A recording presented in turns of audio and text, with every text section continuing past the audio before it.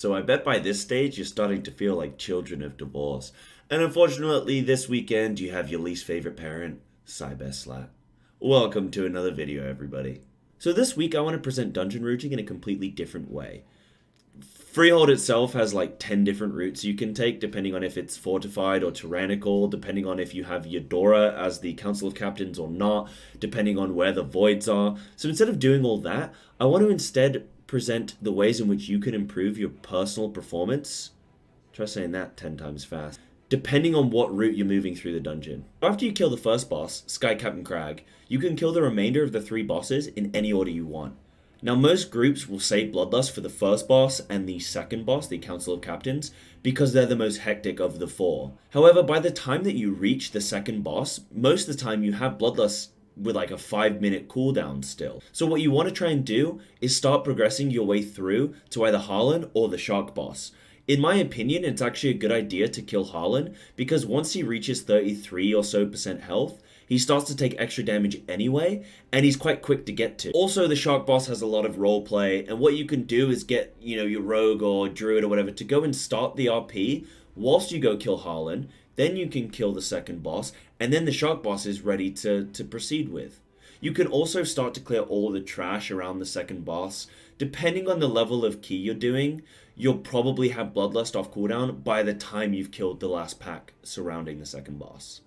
So keeping all of that in mind, if you know that you're not killing the second boss until Bloodlust is available, well then you want to keep using all of your offensive abilities and maybe even some of your defensive abilities up until Bloodlust is available again. And if you also know that you're going to be killing a specific amount of trash, then you can start to time this and know, right, well, we're going to have to kill, these 4 packs before we even pull. So if I use a 2-minute cooldown, it's probably going to take 30-40 seconds per mob pack. Bada bing, bada boom, all your cooldowns are ready to go again. So after you kill the first boss and progress across the bridge, you'll notice that there's going to be one of 3 potential, again, role-playing events. You either have a dog with the keys in his mouth that you have to chase around the map, or you have the 2 thugs that are punching some target dummy, or you have a Volpera that gets you to get drunk, right? Now, whichever event this is, you will be partnering up with that boss, which means that the boss and his affiliated pirates will no longer try and be hostile with you, which means that you have less potential trash to kill. So what you want to do is ignore this event until after you've killed all the trash surrounding the second boss. That way you don't have to kill additional trash to meet your 100% requirement. So I want to switch up the formatting a little bit this week with the video, and I want to keep the first few minutes just a very basic overview of how the dungeon works, and then the last few minutes are going to be a more in-depth advanced guide. The first troublesome mob that you will encounter in Freehold is the Enforcer. You want to look out for the brutal backhound that they will intermittently cast, as it is a wide frontal that will just knock you back, and at high key levels it can one-shot you. Also included in the packs with the Oarsman, we have the Duelist, which will cast an uninterruptible Duelist dash. You can, however, stun this or Typhoon it, Vortex it, anything like that. Next we have the Oarsman that casts a Sea Sprout ability. If you don't manage to interrupt this in time, blue swirlies will spawn under everyone's feet and it does a lot of damage, so you'll just have to move out of them, but it's quite disruptive. So between the second boss and the Shark boss, these mob packs will incorporate a Brine Scale mob. And this mob has 2 potential casts. One of them isn't too nasty and doesn't really need to be interrupted on the lower level keys. However, the Frost Blast definitely does. This will do a large AoE ability in a line in front of the caster, and it just needs to be interrupted or stunned. Also incorporated in these mob packs are the Knuckle Dusters. These mobs themselves aren't too dangerous to deal with, however they do intermittently cast a Shattering Bellow which needs to be interrupted. If it does go through, it will interrupt spellcasting and silence any casters for a few seconds, so it will definitely annoy your healer. Now as you make your way towards the last boss, Harlan, you want to look out for these Ravager mobs. They have a very unique spellcast that you actually don't want to interrupt. It's called Painful Motivation. This will increase the amount of damage that mobs in the vicinity take. So you want to stack these mobs together, allow the Painful Motivation to go through, and then the mobs can just get cleaved down and they die in seconds.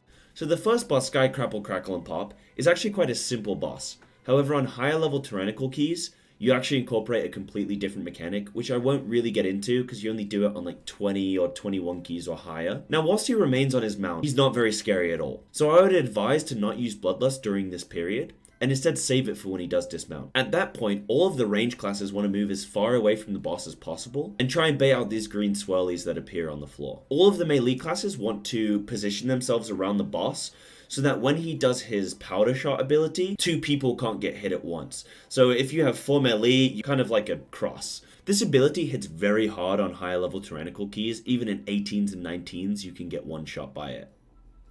What else? And lastly, watch out for the damn parrot. So on the second boss, the Council of Captains, I only really want to talk about Eudora here, because she's the only really scary boss. The other two, it's move away from the spinning sword, and don't stand in front of a big barrel smash. However, Eudora is quite tricky on higher level keys, especially on a Tyrannical week. You want to look out for her powder shot, in which if it targets you, just use a defensive, or try and line of sight around a pillar if you can.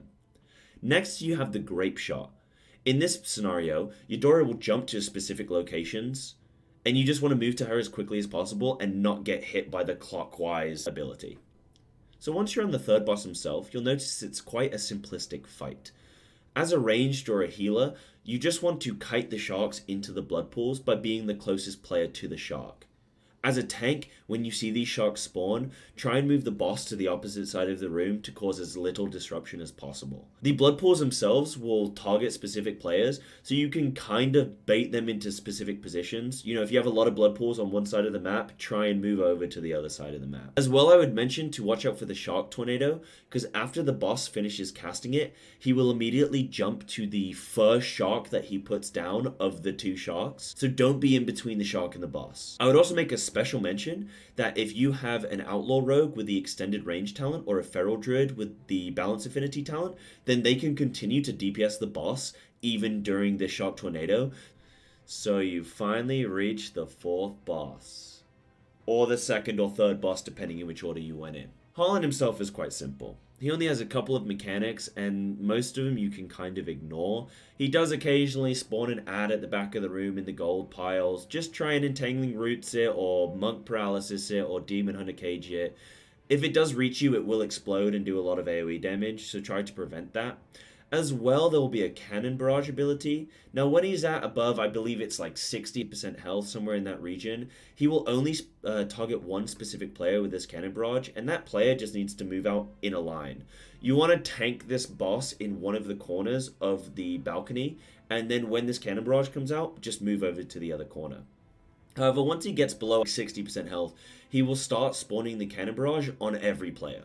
So you want all of the players to stack up tight on the tank, and then when this happens, you all move out slowly together in a line, all the same, and then you move over to the other corner of the balcony, and then you just rinse and repeat.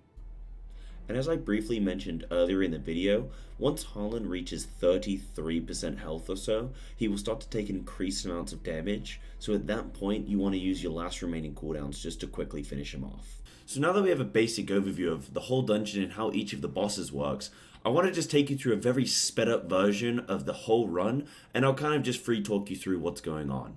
So we start off by shrouding straight to the first boss.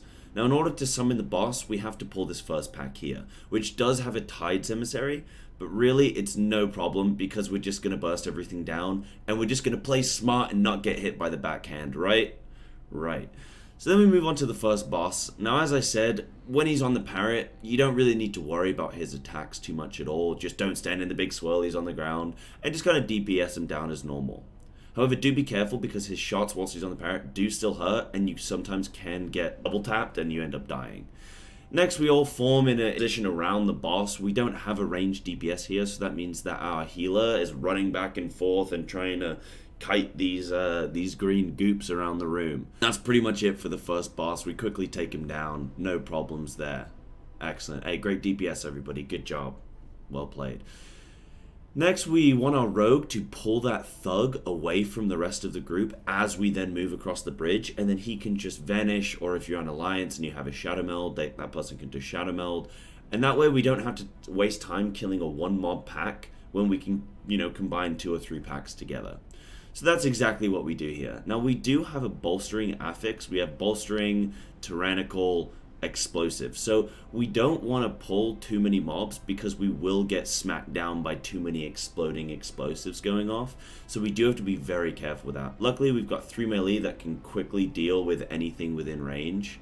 And then you'll see that we're just double pulling these packs here. We do assign interrupt markers for some of these mobs to watch out for these frost blasts. Now there are abilities like the going bananas, which isn't too much of a problem to deal with because you can all kind of just move out as a group and not get hit by the whirlwind of the monkeys, or you can just stun them. There's also a blind rage that certain mobs will do, and they'll fixate on people, and unless they are soothed or stunned or typhooned or anything like that, they will just chase after somebody and hit them real hard. So you want to try and soothe it, or, you know, like I said, stun it, anything that you can to rid yourself of that. So in this dungeon, most of the time, the Tides emissaries and the enchanted emissaries aren't much of an issue. You'll kind of start to notice this, that whenever that's the case, normally we just burst everything down together instead of, you know, CCing the mob and killing things separately. It's really only the void emissaries that are a problem, but if your DPS is strong enough, you should be able to kill the voids within about 2 casts. If it does get to a 3rd cast, probably people in your DPS probably weren't focusing specifically on the mob, so there's probably some trouble here. Now we do end up, we have a few deaths here, and we do end up pulling this Enforcer. Apparently stealth wasn't quite as effective as it should have been, so we end up just killing it down anyway, not a big deal, and then we move on to the second boss. So what we did is we cleared a lot of trash until our Bloodlust was off cooldown. Now you'll notice here that our healer is doing a really cool strategy where he's standing up on the roof of this building, so he doesn't get, when he gets targeted with the, you know, with these like whirlwind blades, he's then not, the blades just kind of disappear and they get redirected. You'll also notice all of our DPS is standing in that brown barrel on the ground, and that actually gives us, I believe it gives us like haste. We then shroud through to the shark boss, we immediately start all the RP, and then we just, whilst we're waiting for the RP, we then just pull packs of trash, so that way we're being efficient with our timing. So we're still killing trash whilst we're waiting for the role playing to go on. So if you're a tank and you want to think of what an effective route in this dungeon is, this is what you want to be doing. You want to make every second count. So you're always attacking something, but still getting through. You know, if you're at 100% trash at this point, and then you were just sitting here, you're wasting time because you went and spent a lot of time killing trash elsewhere when there was no need. So we end up pulling it's quite a scary pack, especially at, you know, this speed, where we have all of these shells flying around just to avoid them, don't get smacked by them, and then just look out for any of the ground pounds or any of the swirlies that the big giants do. We then next move on, we clear more trash whilst we're waiting for the remainder of the role playing to go on, and then it's back to the shark boss and we kill. Now there are a few little problems on this one. I'm not gonna make excuses for myself here, but I do die. I do end up dying because as a shark spawns on me, but right as an explosive spawns on the ridge. And you have to be careful here because if you move out of the arena, then the spectators will just hit you with a bunch of damage. So you got to be careful of that. So I end up dying there, but it's not too much of a problem. Again, our tank is being really efficient here by pulling a couple of mobs, you know, one at a time, just to get extra percent whilst we're killing this boss. It's easily cleaved down and doesn't detract from the, you know, us kind of focused targeting the boss here. And like I said, this boss isn't too much of an issue. You can see we're all DPSing during that tornado phase anyway. Even with 3 melee, a lot of groups will say, oh, we need a ranged class. There's no way we're going to do this dungeon without a range. And then you go and you do it with 3 melee on, you know, on an 18 anyway. So anyway, we then shroud up to the next boss. We sap and cage, or, you know, sap cage, sap CC, sap blind, whatever you want to do, and then shroud up to the next boss. We just kill Harlan. You'll notice we still have a little bit of trash left to do. So what we end up doing, taking benefit of the painful motivation, and we kill a bunch of mobs together with painful motivation, and it's just very, very efficient, especially on bolstering, where if you pull too many mob packs and they all bolster each other, then you're gonna have problems, you know. I will mention on bolstering, a really good way to handle it is, obviously you can't chain pull mobs, but pull a bunch of mobs together and then just make sure your DPS are just checking and always pursuing the highest health mob. That's how you deal with bolstering. It doesn't mean that you can't pull 2 packs of mobs. It just means if you do that, make sure everyone is, don't go and burst all the non-elite mobs so that you end up, bolstering an elite mob and it has 4 million health. So for this week's tip, I want to focus on how you can make money doing Mythic Plus. Currently, I'd say there are 2 main ways in which you can make this gold. The one being boosting people through the dungeons themselves. So if you and 3 other people, maybe you got a group of friends that you like to play with, if you all group together and you boost one person through the dungeon, I've seen people boosting from 10 keys to 15 keys, and you normally make around about 150,000 gold to 250,000 gold. On the higher end. I've even seen people boosting like plus 20 keys, in which case I think they make like 500,000 gold. So obviously this is quite a lucrative way to make money, but it does involve someone being there as a buyer. Now in patch 8.3, Blizzard are making changes to a lot of how Mythic Plus operates. So if you complete every single dungeon at a plus 10, you will gain a new title. If you complete every single dungeon at a plus 15, you will gain a new mount. And they're also making changes to how the gearing works in Mythic Plus. So currently, if you complete a plus 10 key, you get a 430 base item level piece of loot. Now it can obviously still Titan Forge, but even if you go up to a plus 15 or plus 20, etc., you still only get a 430 base item level piece of loot. However, in 8.3, they're upping this to a plus 15 key, so gear will continue to scale that much further.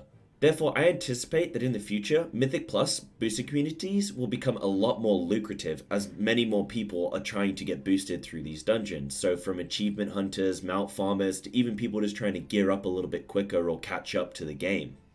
So that's the first way in which you can make gold in Mythic Plus. Now it is a little bit more hard work. You do have to have a buyer. You also have to have a group of people to play with. However, there are a lot of boosting communities out there and you can kind of just hop in whenever you're available. So it's not as much effort as you might think. There's also a second method in which you can make a lot of gold in Mythic Plus.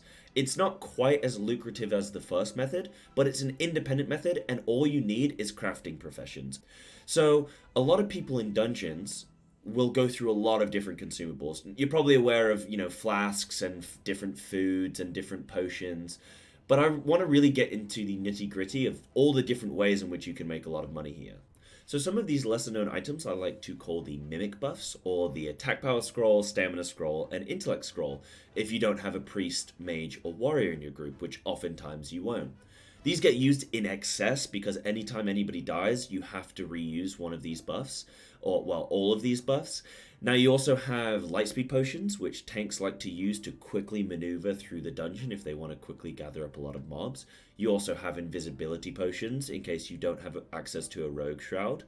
I also wanted to mention bloodlust or drums. You have Fury or of the Mountain, I believe. Either of those are fine. They, work in the same manner. Lastly, you have access to repair bots for any of those unmountable dungeons in case, you've had a few deaths or whatnot.